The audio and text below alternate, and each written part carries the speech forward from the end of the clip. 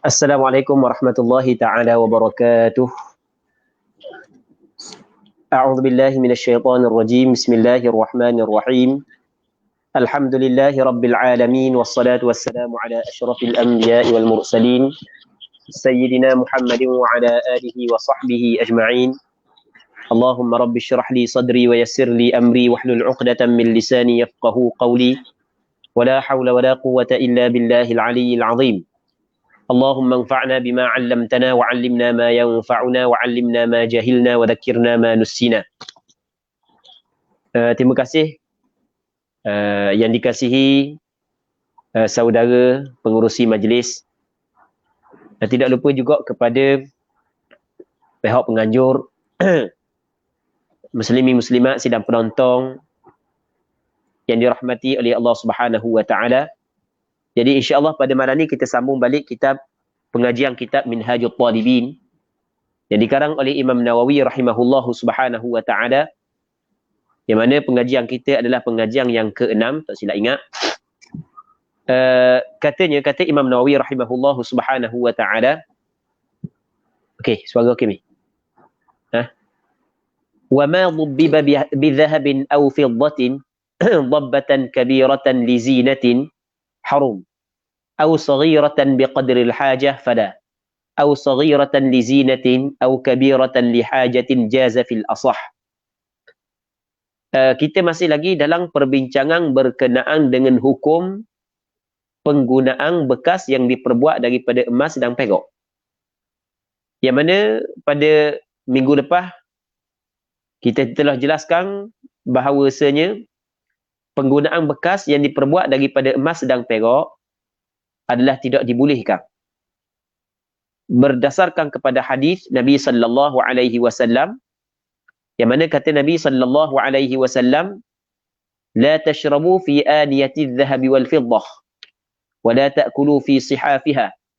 Hadis dikeluarkan oleh Imam Bukhari dan Muslim dalam kitab sahih bagi keduanya. Jangan sekali-kali kamu makan di dalam bekas daripada emas dan perak, dan jangan sekali-kali kamu minum di dalam bekas yang diperbuat daripada, jangan kamu minum dan jangan kamu makan di dalam bekas yang diperbuat daripada emas dan perak. Maka apabila disebut tentang, betul dah sini Mia? Betul tak? Apabila disebut tentang hukum penggunaan bekas yang diperbuat daripada emas dan perak, maka ulama memasukkan dalam perbahasan ini tentang penggunaan bekas yang bukan daripada emas dan perak tetapi ditampal dengan emas dan perak. Dia bukan bekas emas dan bukan emas perak. Bukan bekas emas, bukan bekas perak. Tapi ditampal dengan emas dan perak. Apakah hukum penggunaan bekas tersebut? Menurut pandangan mazhab Imam Syafi'i, dan pandangan ini sebenarnya adalah pandangan majoriti ulama fiqh, bahawasanya ma dhubbiba bi dhahabin aw fiddatin, bekas yang ditampal dengan emas ataupun dengan perak, dhabbatan kabiratan, tampalan yang besar, li zinatin, kerana perhiasan, hukum dia adalah haram, hukum dia adalah haram. Jadi kalau bekas tu, katakanlah bekas tu bekas tembaga, lepas tu kita pun ambil, tak payah kata kita lah sebab benda yang salah, kita jangan contoh untuk kita. Seorang tu tampal emas ataupun tampal perak pada bekas tersebut, yang mana tampalan itu adalah tampalan yang besar. Di ukuran besar kecil ini adalah pada uruf. Kalau uruf kata besar, besar lah. Kalau uruf kata kecil, kecil lah. Jadi ditampal dengan tampalan yang besar pada uruf, tujuan dia untuk perhiasan. Nak nampak comel sikit, bekas tembaga tu, dia letak emas, dia tampal dengan perak, tujuan untuk perhiasan, maka hukum dia adalah haram. Jadi kesimpulan, kalau bekas tu bukan bekas emas dan perak, bolehlah kita guna. Tapi kalau bekas tu ditampal dengan emas dan perak, yang mana yang pertama tampalan tu besar pada uruf, yang keduanya tujuan dia adalah kerana perhiasan, kerana nak nampak comel, maka hukum dia adalah haram. Mengguna bekas tersebut adalah haram. Sama dengan mengguna bekas yang keseluruhannya emas dan perak. Baik. Au saghiratan biqadril hajah fala. Au saghiratan li zinatin au kabiratan li hajatin jaza fil asah. Ataupun kecil. Tampalang tu kecil.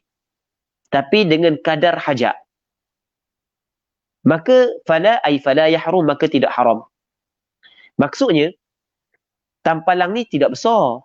Tampalang ni kecil saja pada uruf.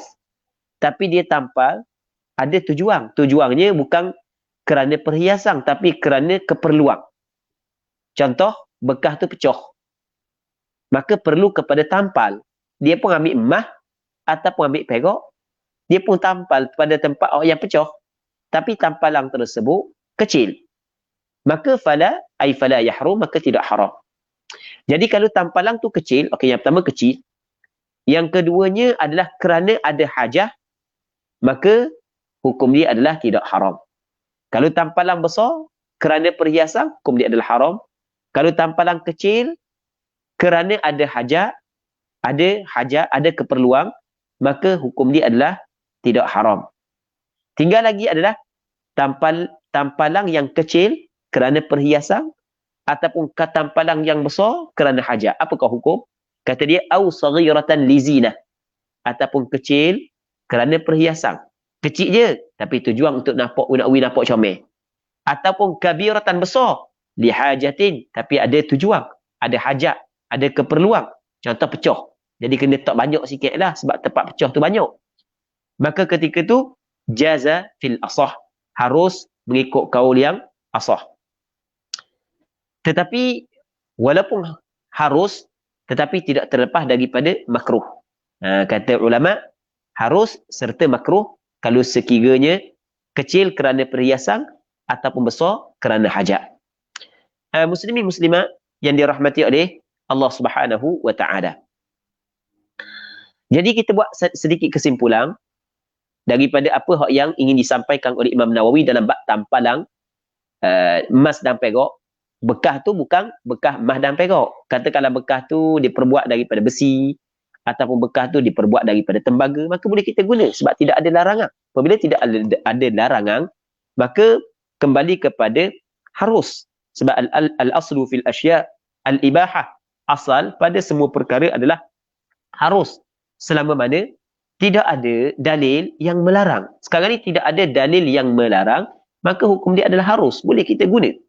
Tetapi oleh kerana bekas yang diperbuat daripada emas dan perak dilarang dalam hadis, maka tidak boleh kita guna. Cuma bekas yang diperbuat bukan daripada emas, bahan logam bukan emas, bukan perak, tiba-tiba pergi tampal emas situ, pergi tampal perak, ada ain emas, ada ain, ada jirim emas, ada jirim perak, maka kata ulama kena tengok. Tengok lagu mana. Kalau kita nak guna bekas tu, kita kena tengoklah. Tengok lagu mana. Yang pertamanya, tampalan tu kecil ke besar. Yang keduanya, kerana perhiasan ke ataupun kerana ada keperluan. Kalau kecil, kerana ada keperluan, maka hukum dia adalah harus. Kalau kecil, kerana perhiasan, hukum dia adalah harus, tapi makruh. Kalau besar, kerana perhiasan, hukum dia adalah haram. Kalau besar, kerana keperluan, maka hukum dia adalah harus serta makruh. Okey, hak ni. Hak yang ingin disampaikan oleh Imam Nawawi. Tapi sebenarnya apa hak yang disampaikan oleh Imam Nawawi, hak yang kita buat kesimpulan saat ni itu, sebenarnya bukanlah pandangan mu'tamad dalam mazhab Imam Syafi'i. Pandangan mu'tamad nanti kita akan tengok lepas daripada ni akan disebut oleh Imam Nawawi. Baik. Katanya wa dhabbatu mawdhi'il isti'mali ka ghairihi fil asah. Tampal tempat guna adalah seperti lain daripada tempat guna mengikut kaul asah. Maksudnya lagu mana? Ni ambil gelah ni. Ambil gelah. Tengok contoh. Okey. Katakanlah ni, okey, kita ni ada gelah. Gelah ni adalah bekas yang kita guna untuk minum air. Katakanlah dia tampal perak ataupun tampal emas, tadi kita kabar dah cerita hukum. Dia ada kala ditampal pada tempat guna. Tempat guna ni atas ni tempat guna. Kan kita letak air, jadi kita minum. Okay, ni tempat yang kita guna. Kalau tempat yang kita tidak guna, katakanlah sebagai contoh di sini. Contoh, bukan ni tempat yang bukan kita guna. Baik. Jadi, pandangan mu'tamad dalam mazhab Imam Syafi'i, tampal pada tempat kita guna ataupun tidak, hukum dia sama. Jadi kalau tampal di sini dengan tampal di sini, hukum dia sama. Itu maksud dia wadabbatu mawdi'il isti'mal ka ghairihi. Dan tampal tempat guna adalah seperti lain daripada mawdi'il isti'mal fil asah. Maksudnya kalau tampal pada tempat guna itu jelas, jadi ada penggunaan emas dan perak. Tapi kalau tampal pada tempat yang lain, maka di sini ada khilaf di kalangan ulama.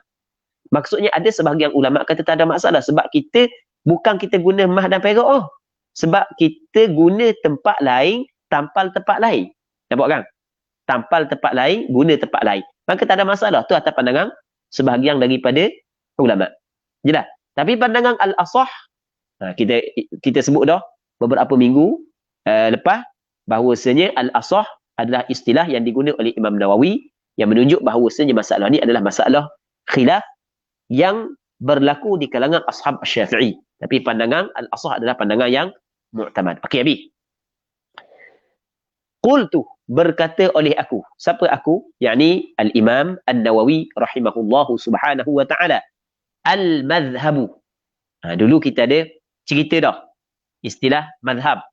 Madhab ni adalah pandangan yang kuat di dalam meriwayatkan madhab. Maksudnya di sini ada khilaf.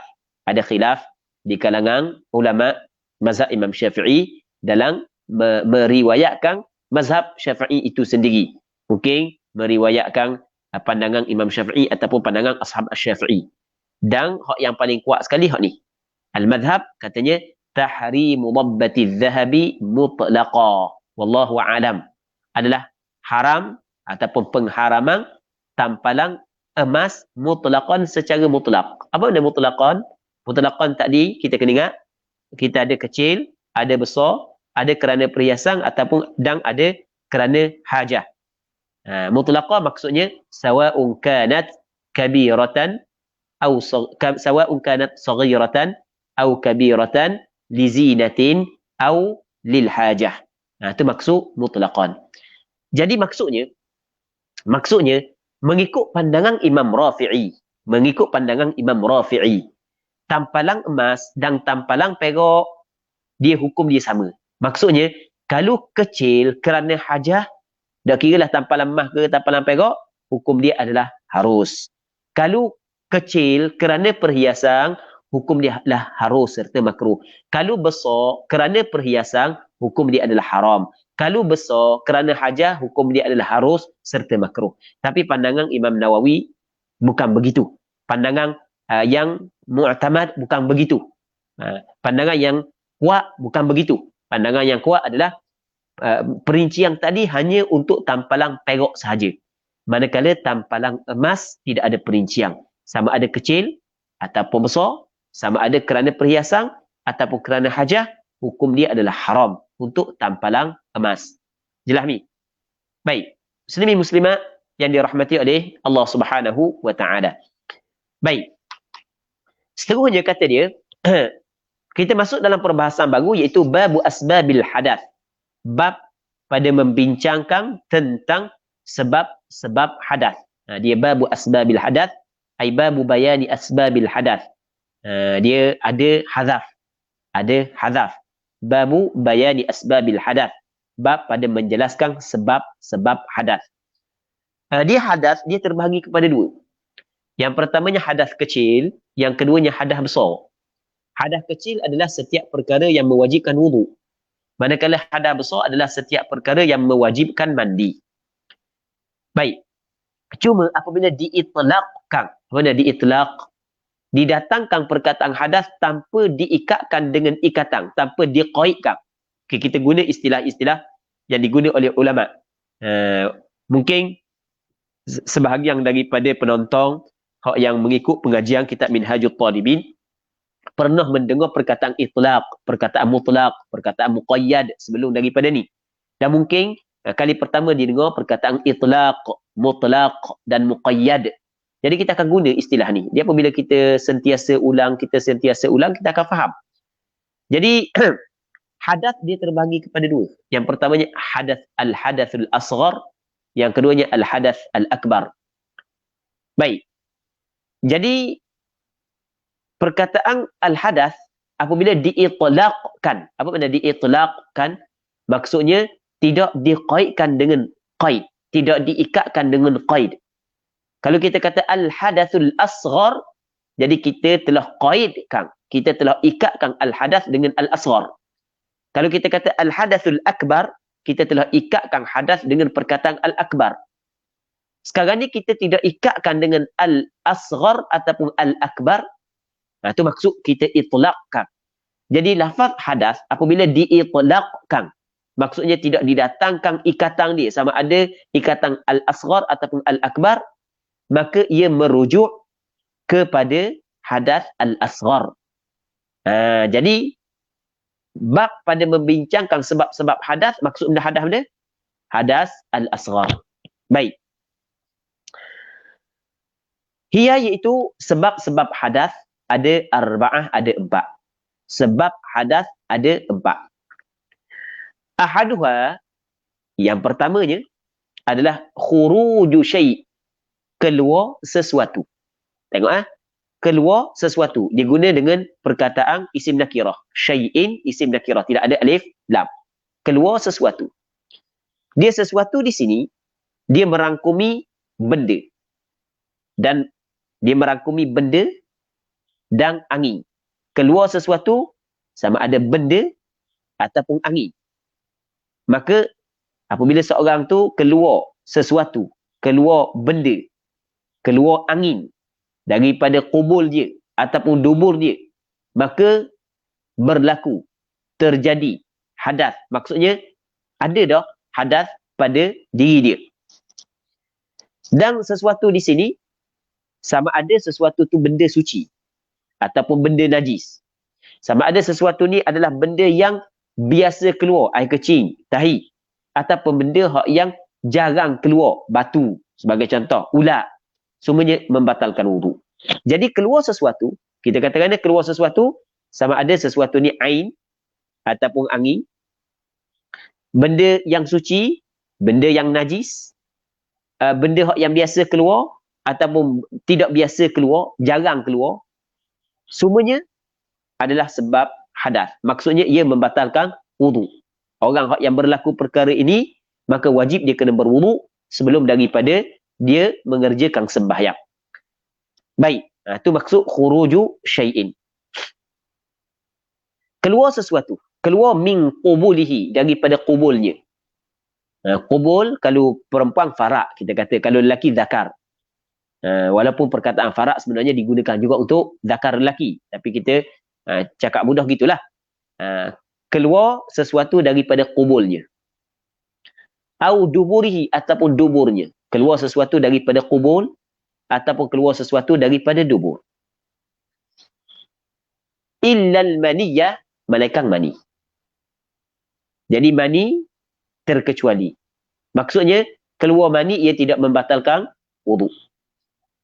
Jadi apa jua yang selain daripada mani, yang keluar daripada kubul dan dubur, ia membatalkan wudu. Jadi kalau keluar batu, membatalkan wudu. Keluar darah, membatalkan wudu. Keluar hak yang biasa keluar, membatalkan wudu. Hak yang keluar tu suci, membatalkan wudu. Faham? Dia telang, cici. Sebagai contoh telang cici. Lepas tu tubik mula cici. Tubik kok dubur dia, batal wudu. Baik, dia termasuk dalam sesuatu.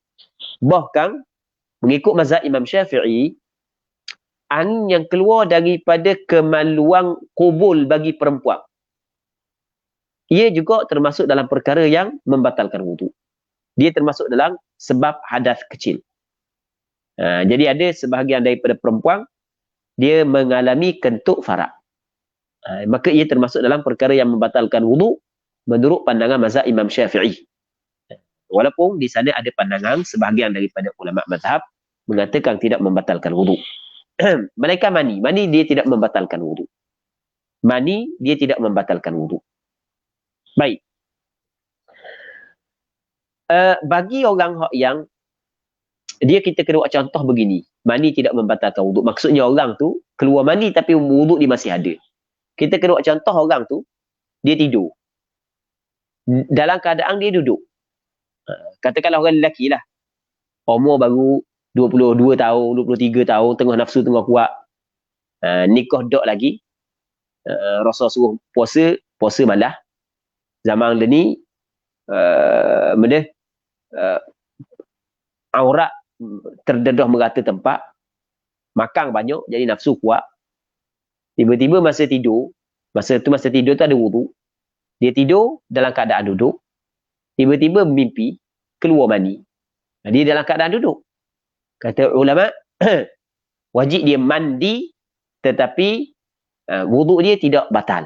Maksudnya masih lagi dikirakan dia berwudu. Cuma walaupun wudu dia tidak batal, dia tidak boleh sembahyang. Dia tidak boleh menyentuh Al-Quran dengan wudu tersebut. Sebab ada padanya hadas besar. Kerana antara syarat sembahyang mesti kena suci daripada hadas besar. Dan apakah faedah? Dia saat itu keluar mani tapi wudu dia tak batal. Faedahnya adalah, kata ulama, orang yang ada wudu ketika dia keluar mani dan tidak batal wudu dia mandi wajib. Ketika dia mandi wajib, sebelum daripada dia mandi wajib, selepas daripada mandi wajib, dia tidak melakukan perkara yang membatalkan wudu, tak kecing, tak pegang kemaluan, maka lepas daripada mandi wajib, dia tidak ambil wudu, sepakat ulama mengatakan sah sembahyang dia. Sepakat ulama mengatakan sah sembahyang dia. Berbeza dengan orang yang mana masa dia keluar mani tu dia tak ada wudu. Sebab dia keluar mani kerana bersetubuh dengan isteri dia. Jadi bermakna ada padanya hadas kecil dan ada padanya hadas besar. Maka dia mandi wajib. Lepas daripada mandi wajib, dia tidak ambil wudu. Maka pandangan mu'tamad dan pandangan majoriti ulama, boleh dia sembahyang tanpa mengambil wudu kerana mandi wajib dia mengangkat hadas kecil, mengangkat hadas besar dan terangkat juga hadas kecil. Cuma di sana ada pandangan sebahagian daripada ulama kata tak boleh, mesti juga kena ambil wudu. Jadi bagi orang yang tak ada wudu, lepas daripada dia mandi wajib, pandangan majoriti ulama kata tak perlu ambil wudu, tapi ada juga pandangan kata kena ambil wudu. Tetapi kalau wudu dia masih lagi ada sebab keluar mani tidak membatalkan wudu, maka lepas daripada dia mandi wajib, dia tidak ambil wudu, maka sepakat ulama mengatakan sah sembahyang dia. Sama ada pandangan yang mengatakan tidak disyaratkan, maksudnya mandi wajib saat itu mengangkat kedua-dua hadas, ataupun pandangan yang mengatakan mandi wajib tidak mengangkat kedua-dua hadas, bukan hanya mengangkat hadas besar. Kedua-dua pandangan tersebut mengatakan dia boleh bersembahyang kerana dia masih lagi ada wudu. Muslimin muslimat yang dirahmati oleh Allah Subhanahu wa taala. Dalam masalah keluar sesuatu daripada qubul dan dubur, ia membatalkan wudu ataupun sebab bagi hadas kecil, maka ada perkara yang perlu dibincangkan dalam permasalahan ini. Iaitu kata Imam Nawawi, walau in sadda makhrajuhu wa fataha tahta ma'idatihi fa kharaja al-mu'tadu naqad wa kadha nadirun kadudin fil adhar. Jadi ada orang dia ada kubul dia dan ada orang dia ada dubur dia. Dan ada orang yang Allah Ta'ala uji, nasallallahu salamata wal afiyah, kubul dia dan dubur dia tersumbat. Maka dia mengeluarkan najis, mengeluarkan air kecing melalui saluran yang lain. Adakah keluar air kecing dan najis melalui saluran yang lain membatalkan wudu ataupun tidak? Ni perlu kita kena faham, kita kena belajar. Tambah-tambah bagi orang yang menjadi rujukan dalam masyarakat. Orang yang tidak menjadi rujukan dalam masyarakat, tak apalah. Orang yang menjadi rujukan dalam masyarakat, maka antara benda yang akan diajukan kepada dia permasalahan ni. Orang tu sakit, jadi tak boleh nak begok melalui jalan yang biasa, tak nak kecil melalui jalan biasa, melainkan kena tebuk. Masa apabila tebuk, tubik najis kat tu, batal dak wudu. Sedangkan kalau keluar melalui dubul ataupun kubul, batal wudu. Lepas tu keluar kat tu batal dak wudu. Sebenarnya disebut dalam kitab. Disebut di dalam kitab. Katanya, walawing saddah, sekiranya tertutup, tersumbat, sumbat, makhraju, tempat keluarnya, sumbat, tempat keluarnya, tempat keluar sesuatu tadi tu sumbat, kubul dia sumbat, dubur dia sumbat, lepas tu wang fataha, lepas tu terbuka, tahta ma'idatihi, di bawah ma'idahnya. Jadi maksud dengan ma'idah, asal ma'idah makna perut, tapi yang dimaksud dengan ma'idah di sini adalah pusat dia. Pusat tu maksud ma'idah. Jadi terbuka di bawah pusat dia. Okey, kita ada pusat, lepas tu bahagian bawah pusat terbuka. Maksudnya ada lubang yang ditebuk, nasallallahu salamata wal afiyah, yang mana terletak lubang saat itu di bawah pusat. Tak kira kawasan mana pun, kanan ke kiri, yang penting garisan dia di bawah pusat, di bawah garisan pusat. Fa kharajal mu'tad, maka keluar benda yang biasa keluar, maksudnya keluar najis melalui mana lubang tu, maka naqadah, batal wudu. Batal wudu. Wa kadza, dan seperti ini, seperti hak yang al-mu'tad, hak yang biasa keluar, nadirun, benda hak yang jarang-jarang keluar. Maksudnya lubang hak yang berada di bawah pusat tu, keluar sesuatu hak yang jarang keluar, contoh tubik ulat ke, ataupun tubik darah kat tu ke, maka tetap batal wudu mengikut pandangan al-azhar. Wa kadza nadirun kadudin, seperti ulat, fil azhar, mengikut kaul al-azhar. Au fauqaha, ataupun di atasnya, di atas ma'idah. Maksud ma'idah di sini pusat. Asal ma'idah perut, tapi maksud dia adalah pusat. Ataupun di atasnya, maksudnya lubang saat itu berada di atas pusat. Wa huwa munsad, sedangkan makhrajnya tersumbat, makhrajnya tertutup. Au tahtaha, ataupun di bawahnya, di bawah ma'idah. Wa huwa, dan iaitu makhrajnya munfatih, terbuka. Fala, maksudnya fala yang qudul wudu, maka tidak terbatal wudu fil azhar, mengikut kaul al-azhar. Okey, kita buat kesimpulan. Muslimin muslimat yang dirahmati oleh Allah Subhanahu wa taala.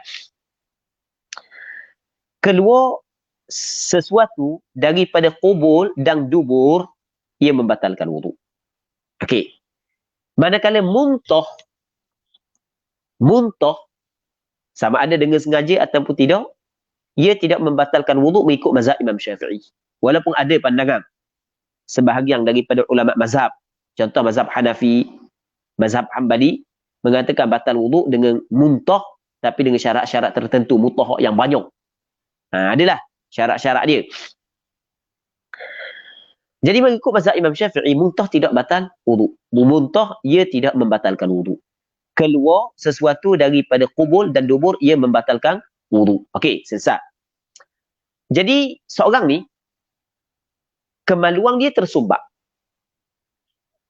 dan najis keluar daripada satu lubang yang ditebuk pada perutnya. Nasallallahu salamata wal afiyah. Maka ketika keluar najis tersebut daripada lubang hak yang ada pada perut dia, adakah batal wudu ataupun tidak? Tempat hak yang asal, tempat keluar yang asal tersumbat, tiba-tiba keluar melalui saluran ataupun laluan yang lain, adakah ia membatalkan wudu ataupun tidak? Okey, kata ulama. Yang pertama, tempat keluar yang asal, yakni kubur dan dubur, tersumbat. Yang kedua, kubur dan dubur tidak tersumbat. Jelas tak? Yang pertama benda, kubur dan dubur tersumbat. Yang keduanya, kubur dan dubur tidak tersumbat. Okey, kalau kubur dan dubur tersumbat, tertutup, tidak berfungsi dah, tak keluar benda dah, maka kita kena tengok hak yang lubang, hak lain, hak yang keluar najis saat ni tu, di manakah terletak dia?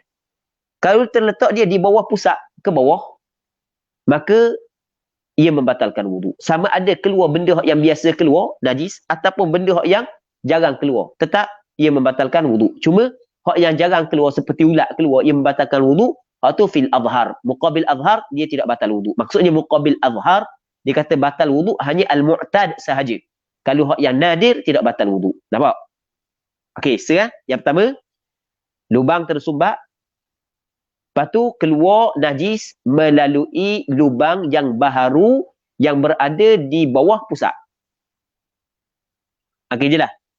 Yang berada di bawah pusat. Baik. Satu. Yang kedua, lubang bawah tersumbat.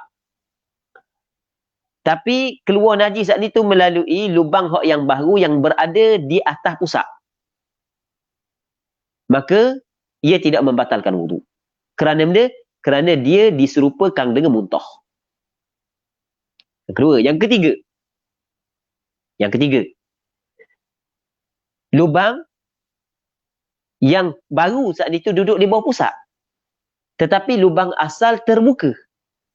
Nampak? Lubang asal terbuka tak ada masalah. Lubang asal berfungsi. Perut dia bocor. Nasallallahu salamata wal afiyah. Tubik najis.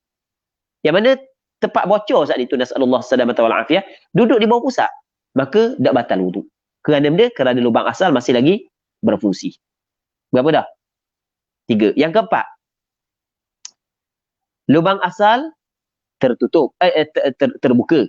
Lubang asal terbuka. Lepas tu lubang yang baru berada pada atas pusat. Maka tidak ia membatalkan wudu. Jelas tak? Okey.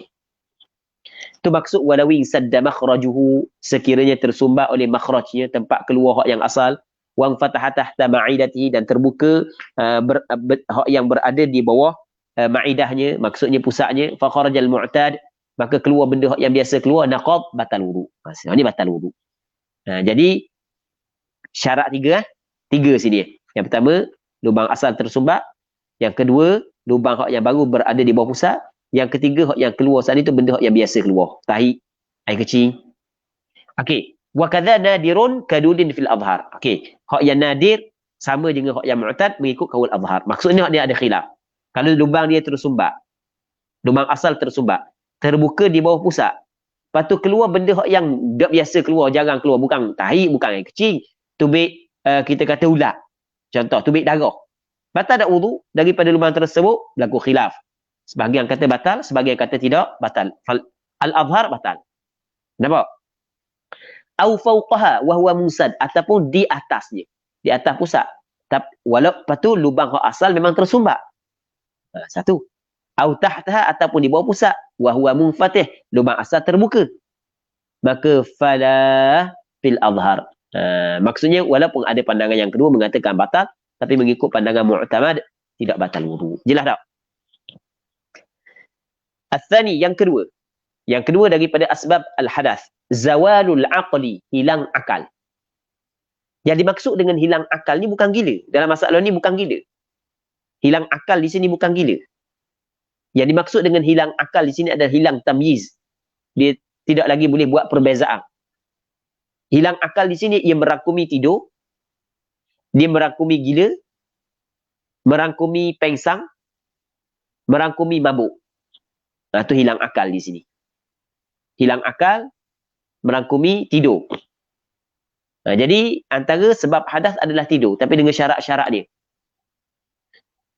Antara sebab hadas adalah gila. Antara sebab hadas adalah pitam.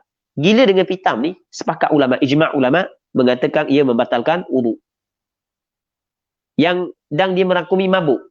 Semua hilang akal belaka. Illa nauma mumakkinin maq'adah. Melainkan ada pengecualian. Melainkan tidur mumakkinin, seorang yang menetapkan maq'adahu akan maq'ad. Maq'ad ni tempat duduk. Dia pada tempat duduk mungkin lantai, mungkin punggung dia. Tapi maq'ad di sini dengan makna punggung dia. Dia menetapkan akan punggungnya ay minal ardi, daripada lantai. Dia tetapkan papan punggungnya di lantai. Maksudnya dia tidur dalam keadaan dia duduk. Papan punggung dia tetap di lantai. Dia kita nak tahu tetap ataupun tidak, kalau kita sedar saat itu, tiba-tiba kita nak ketuk, kita tidak boleh nak mengeluarkan angin, melainkan kita kena akak dulu, kena senggeng dulu, sengek dulu. Maka tu dipanggil mumakkinin maq'adahu minal ard. Jelas? Baik.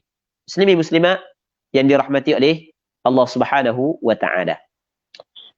Jadi tidur dia tidur dia lain daripada orang Terengganu kata arik-arik.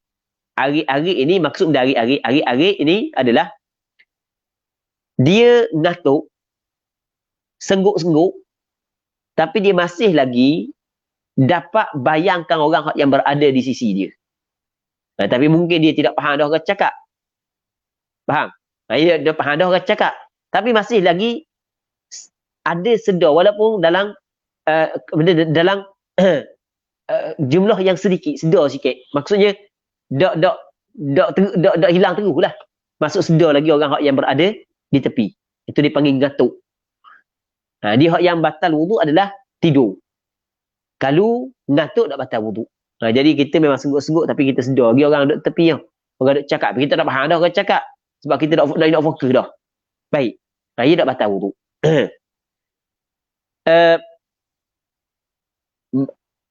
Tidur yang seorang menetapkan papan punggungnya di lantai juga ia tidak membatalkan wuduk.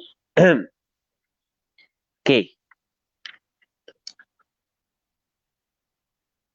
Dia kadang-kadang berlaku kita bangun subuh awal. Kita pergi di masjid. Kita berasa taklah agak sebab baru tidur awal ni sakit tubuh kita pun guling sekejap. Sementara tunggu Tok Bila. Kita guling. Tak mau tidur. Tapi apabila sampai Tok Bila kita pun bangun, aku tidur ke tak saat dia? Rasa macam tidur. Ke arik-arik je? Ke tidur sungguh? Okey, kita tak yakin. Maka ketika tidak yakin, berlaku perkara yang membatalkan wuduk, maka wuduk dia tidak batal. Maksudnya tetap dia boleh sembahyang tanpa dia mengambil wuduk. Sebab dia tidak yakin berlaku perkara yang membatalkan wuduk. Kita dalam kaedah fiqh menyebutkan al-yaqin la yazulu bisyak. Benda yang yakin tidak hilang dengan syak. Jadi apabila kita ambil wuduk bermakna kita yakin kita berwuduk. Tiba-tiba kita syak berlaku tak perkara yang membatalkan wuduk pada diri kita, maka syak berlaku perkara yang membatal wuduk pada diri kita, ia tidak dapat menghilangkan wuduk yang ada pada diri kita. Nampak? Seterusnya as-salits yang ketiga. Yang ketiga daripada asbab al-hadath adalah iltiqa. Iltiqa ni maksudnya bersentuh, bertemu. Basyaratayir rajul. Basyaratai, asalnya basyaratain. Musanna daripada mufrad basyarah. Apabila kita idhafah, maka dihadzafkan nun. Nun iwadun anit tanwin yang berada pada musanna dihadzafkan, dibuang ketika idhafah. Imam Ibnu Malik dalam kitab Alfiyahnya menyebut nunan talil i'raba au tanwina mimma tudhifu hadzifka turisina. Jadi nun yang berada pada selepas daripada alamat i'rab, sebab alamat i'rab bagi musanna ya ataupun alif, nun yang ada selepas daripada ya ataupun alif, waw ataupun ya dalam masalah jamak mudzakkar salim, nun tersebut mungkin hadzaf daripada mudhafun ilaih, daripada mudhaf. Jadi basyaratayir rajuli, asalnya basyarataini. Jadi bertemu dua kulit. Maksudnya dua kulit, orang lelaki kulit, orang puan kulit. Tu dua kulit bagi lelaki dan perempuan. Orang lelaki kulit, orang puan kulit. Bertemu kulit lelaki dan kulit puan. Maka ia membatalkan wuduk. Bertemu kulit laki-laki dan kulit perempuan, ia membatalkan wuduk. Tapi syaratnya adalah lelaki dan perempuan ini telah sampai kepada hak syahwah. Kalau lelaki ni masih lagi kecil, perempuan ni masih lagi kecil, maka tidak batal wuduk. Itu syarat yang pertama. Syarat yang kedua adalah mesti bukan mahram. Sebab tu dia kata illa mahraman fil azhar. Melainkan mahram. Mahram ni adalah perempuan yang haram berkahwin dengan kita. Sama ada haram kerana nasab, ataupun haram kerana radha', penyusuan, ataupun haram kerana musaharah, perkahwinan. Baik. Melainkan perempuan hak yang mahram fil azhar. Jadi pendek kata, persentuhan kulit laki-laki dan perempuan ia membatalkan wudu, tapi dengan syarat yang pertama adalah dewasa kedua-duanya. Yang keduanya adalah dewasa ni bukan maksud mesti kena balik umur 14, 15, 16 tak mesti. Maksudnya setelah sampai kepada hak syahwah, ada keinginan dah. Kalau orang tengok dia, orang lelaki tengok orang lelaki yang mempunyai nafsu yang tidaklah ganah sangat dan tidaklah sejuk sangat, okey beres dah. Maksudnya bernafsu dah tengok dia. Orang puan pun bernafsu dah tengok orang lelaki ni. Maka tu yang dinamakan sebagai besar dah keduanya, maka baru batal wudu. Okey, yang pertama kena besar, yang keduanya tidak ada hubungan mahram, yang ketiganya mesti tidak berlapik. Sebab dia kata iltiqa, bersentuh kulit. Kalau bersentuh bukan kulit, maka tak batal wudu. Contoh bersentuh kuku tak batal. Gigi tak batal. Dia yang batal dia kulit, rambut tak batal. Tu kena ingat. Dalam mazhab Imam Syafi'i, berlaku persentuhan kulit di antara laki-laki dan perempuan ia membatalkan wudu, tidak disyaratkan ada syahwah masa bersentuh. Adakah disyaratkan ada syahwah ketika bersentuhan? Tidak. Tidak disyaratkan ada syahwah ketika bersentuhan. Kenapakah batal wudu? Kerana dalam Al-Quranul Karim Allah Subhanahu wa taala kata, wa in kuntum marda aw ala safarin aw jaa ahadun minkum minal ghaiti aw lamastumun nisa. Jadi ataupun kamu menyentuh perempuan. Perkataan lamastumun nisa adalah dengan makna menyentuh, kerana di sana ada qiraat yang kedua baca aw lamastumun nisa dengan makna menyentuh perempuan. Jadi orang yang menyentuh dan orang yang disentuh, laki-laki dan perempuan itu batal wuduk mereka. Mengikut mazhab Imam Syafi'i, sama ada syahwat ataupun tidak. Dan pandangan yang mengatakan batal wuduk ini bukan hanya pandangan Imam Syafi'i seorang saja, bukan. Bukan, ia adalah pandangan sebahagian daripada sahabat Nabi sallallahu alaihi wasallam sendiri. Antara sahabat yang berpandangan seperti ini adalah Sayyidina Umar bin Al-Khattab, Abdullah bin Umar. Antara sahabat yang sama dengan mazhab Imam Syafi'i. Maksudnya antara pandangan sahabat yang sama dengan pandangan mazhab Imam Syafi'i. Antaranya. Baik. Tu kita kena faham. Ini adalah pandangan sebahagian daripada sahabat Rasulullah sendiri dan sebahagian daripada ulama mujtahid. Bahkan pandangan yang mengatakan batal wuduk bersentuh laki-laki dan perempuan ni sebenarnya adalah pandangan majoriti, pandangan kebanyakan ulama, bermula daripada kalangan sahabat Rasulullah hingga ulama-ulama mujtahid yang setelah daripada sahabat Rasulullah. Dan pandangan ini adalah pandangan majoriti ulama mazhab, pandangan mazhab Maliki, pandangan mazhab Hambali, pandangan mazhab Imam Syafi'i batal wuduk. Cuma ada perbezaan lah. Mazhab Maliki dengan mazhab Hambali kata batal wuduk ketika ada syahwah, ketika bersentuhan saat ni. Kalau tak ada syahwah tak batal wuduk. Mazhab Imam Syafi'i kata tak. Sebab batal wuduk ni kerana madhimnatus syahwah. Ada tempat sangkaan ataupun sangkaan yang kuat wujudnya syahwah. Walaupun tidak ada syahwah sekalipun, tapi ada madhimnah syahwah, maka ia membatalkan wuduk. Dan pandangan ni sebenarnya pandangan sebahagian daripada sahabat. Tuan Ana sebut 2-3 kali ni supaya kita berhati-hati dalam kita menyebut pandangan ni. Sebab ada kala ataupun ada sebahagian dia kata pandangan hak yang kata batal wuduk tak betul. Salah. Hak yang betulnya adalah batal wuduk. Lepas tu dia cuba memperlekehkan pandangan hak yang kata batal wuduk. Sedangkan masalah ni adalah masalah ijtihadiyah. Pandangan hak yang kata batal wuduk adalah pandangan majoriti ulama dan pandangan sebahagian daripada sahabat Rasulullah. Pandangan Sayyidina Umar, pandangan Abdullah bin Umar, pandangan Abdullah bin Mas'ud radhiyallahu taala anhum jami'an. Pandangan sebahagian daripada ulama-ulama mujtahid yang datang selepas daripada sahabat Rasulullah sallallahu alaihi wasallam. Tu kita kena berhati-hati dalam kita berbeza pandangan. Jangan sampai benda hak yang sepatutnya kita berlapang dada, tapi kita jadi ta'assub, berpegang kepada pandangan kita dan dalam masa yang sama ngaji kepada pandangan hak yang lain. Sedangkan pandangan tersebut adalah pandangan yang mu'tamad, pandangan hak yang mu'tabar, pandangan hak yang dipegang oleh sebahagian daripada sahabat Nabi sallallahu alaihi wasallam. Wal malmusu kalamisin fil azhar. Dan al malmus orang yang disentuh, kalamisin seperti orang yang menyentuh fil azhar, pada qaul al azhar. Maksudnya muqabil al azhar, dia kata hak yang batal adalah lamis sahaja, malmus tidak batal. Maksudnya kalau orang hak yang di sana ada orang yang menyentuh, di sana ada orang yang disentuh. Orang yang menyentuh saja batal, orang yang disentuh tidak batal. Itu muqabil al-azhar, tapi bukan pandangan mu'tamad dalam mazhab Imam Syafi'i. Pandangan mu'tamad malmus dengan lamis saja, sama je. Anas sebelum daripada ni Anas pernah tulis permasalahan ni bersama dengan dalil kepada pandangan mazhab Imam Syafi'i. Tiba-tiba ada seorang tu dia WhatsApp Anas, dia kata, Ustaz pernah dengar tak ada hadis yang Rasulullah sentuh Aisyah ketika Rasulullah sedang sembahyang.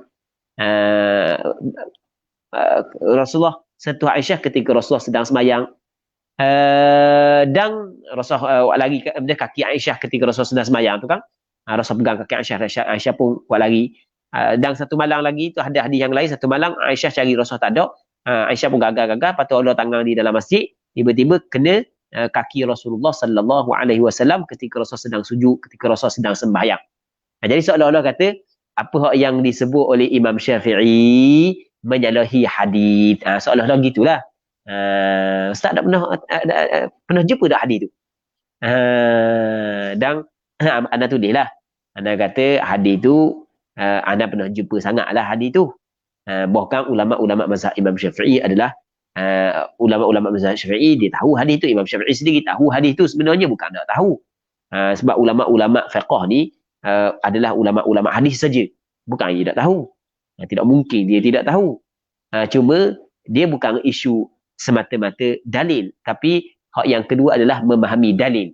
Sebab itulah kalau kita tengok kepada ta'rif usulul fiqh adalah ma'rifatu adillatil fiqhi ijmalan, patu wa kaifiyatu al-istifadati minha. Maksudnya dalil fiqh secara umum dan cara memahami dalil, cara berdalil. Bagaimanakah cara untuk kita manfaatkan dalil? Bagaimanakah cara untuk kita memahami dalil? Jadi sekarang ni memang adalah hadis yang Rasulullah pegang Aisyah ketika Rasulullah sembahyang, Aisyah pegang Rasulullah ketika Rasulullah sembahyang. Ada setelah Rasulullah. Tapi mengikut mazhab Imam Syafi'i, hadis tersebut ditanggungkan di atas persentuhan ketika itu, persentuhan yang ada hail, berlapik. Sebab biasanya orang tidur dia akan pakai kain selimut ataupun pakai pakaian. Begitu juga Rasulullah sallallahu alaihi wasallam seringkali memakai khuf. Baik. Jadi diihtimalkan, ditanggungkan, diletakkan persentuhan tersebut adalah persentuhan yang ada hail, ada berlapik di antara Rasulullah dengan Aisyah. Baik. Dan hak yang mengatakan batal wudu juga adalah sebahagian daripada sahabat Rasulullah. Itu kita kena faham.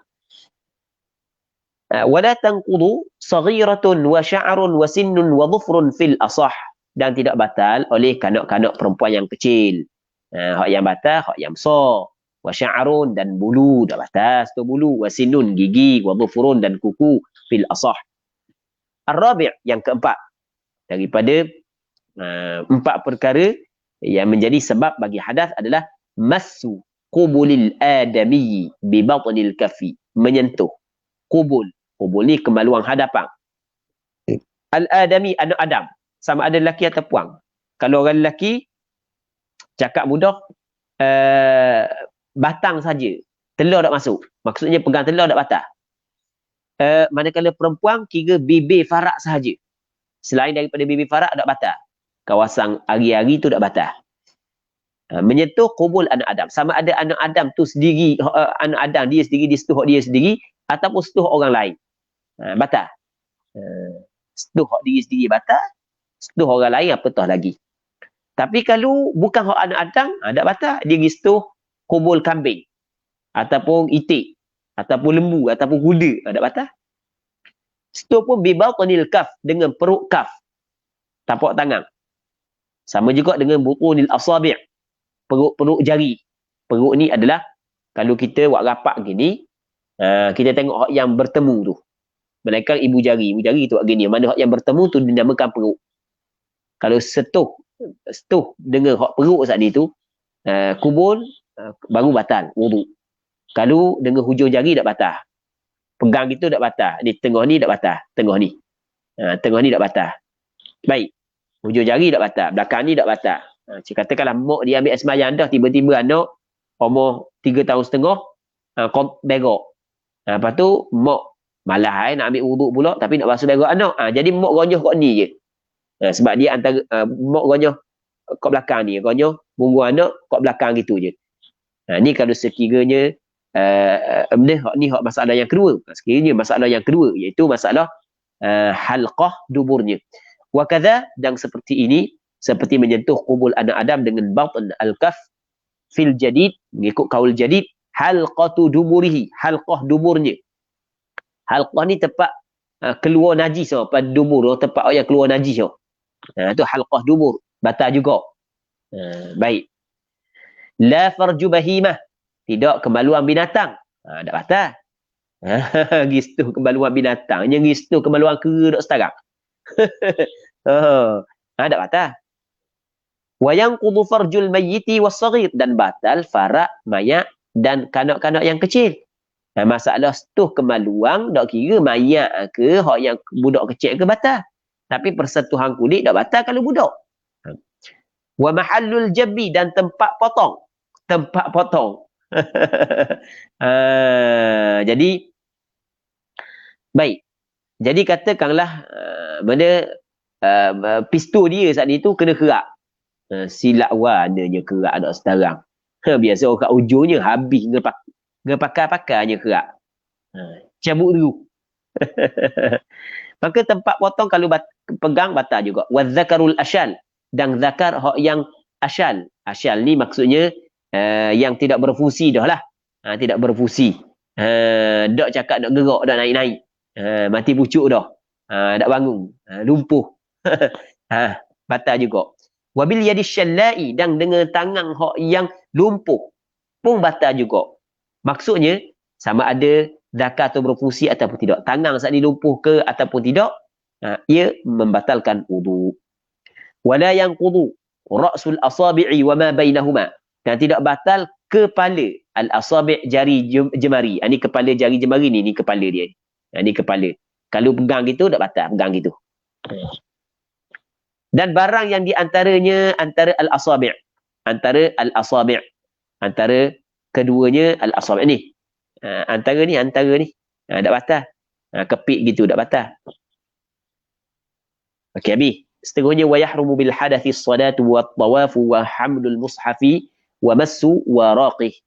Wallahu subhanahu wa ta'ala a'la wa alam. Jadi untuk malam ni kita berhenti sini dulu. Lepas tu kita nak tahu ada soalan ke tak? Ada soalan ke tak, kita tanya kepada pihak pengajar lah. Sekejap. Wallahu a'lam.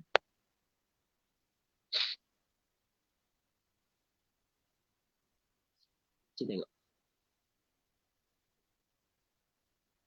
Jadi untuk malam ni kita berhenti sini dulu. Dan kita berdoa kepada Allah Subhanahu wa taala agar pengajian kita ini diberi keberkatan, dan semoga Allah Subhanahu wa taala memberi ganjaran kepada pihak penganjur. Semoga Allah Subhanahu wa taala memberi kepada kita, mengurniakan kepada kita keikhlasan dalam perkataan dan perbuatan kita. Allah Subhanahu wa taala a'la wa alam. Jadi kita tengok ada soalan, kalau tak ada kita berhenti.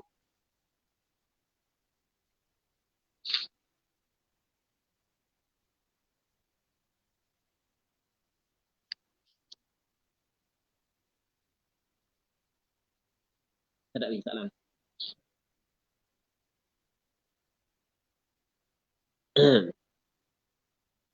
Okey, tak ada, kita berhenti dulu lah. Ustaz.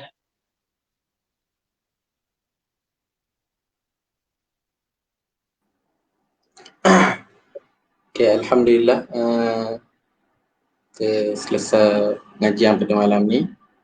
Dan barakallah kepada Al-Fadhil Ustaz atas bacaan dalam kitab online pada malam ni, dan insyaAllah kita akan sambung seterusnya malam esok insyaAllah Ustaz. InsyaAllah. Okay, malam esok untuk siri yang ketujuh. Dan sebelum tu ada beberapa iklan nak siarkan sempena bulan solat. Sempena bulan penghayatan ibadah solat, satu talaki kitab bulan penghayatan ibadah solat, kitab Muniyatul Musalli karangan Syekh Daud Abdullah Al-Fatani, disampaikan oleh Tuan Guru Haji Muhammad Suhaimi bin Tuan Guru Haji Daud Al-Khalidi. Yang ni tiap hari ada. Tiap hari, dan bermula daripada 1 Mac lagi. Bermula daripada 1 Mac, dan muslim-muslimat boleh mengikuti talaki kitab ni di Facebook Akademi Didik Ulama Amilin Terengganu ataupun di YouTube TV Dakwah. Dan yang kedua, kuliah online, yang ni pun tiap hari.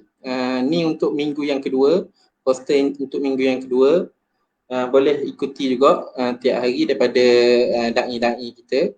Dan yang terakhir, soal jawab fiqh solat untuk siri yang pertama. Dan insyaAllah akan ada siri yang seterusnya, soal jawab fiqh solat, yang akan disampaikan oleh Prof. Dr. Basri bin Ibrahim, Pensyarah Pusat Pengajian Syariah FKI, Fakulti Agama Islam UNIZA.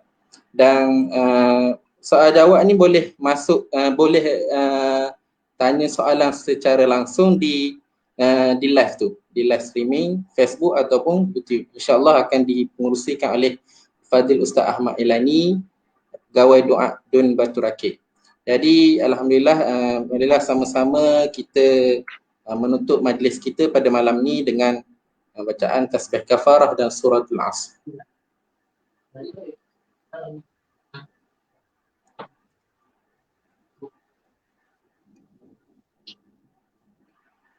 Terima kasih sekali lagi kepada Al-Fadhil Ustaz, dan terima kasih kepada semua yang menonton siaran pada malam ni. Moga-moga kita semua terus istiqamah dalam menuntut ilmu, dan moga-moga kita diberkati oleh Allah Subhanahu Wa Taala. Apa yang baik datang daripada Allah Subhanahu Wa Taala, dan apa yang buruk datang daripada diri saya. Wabillahi taufiq wal hidayah. Wassalamualaikum warahmatullahi taala wabarakatuh.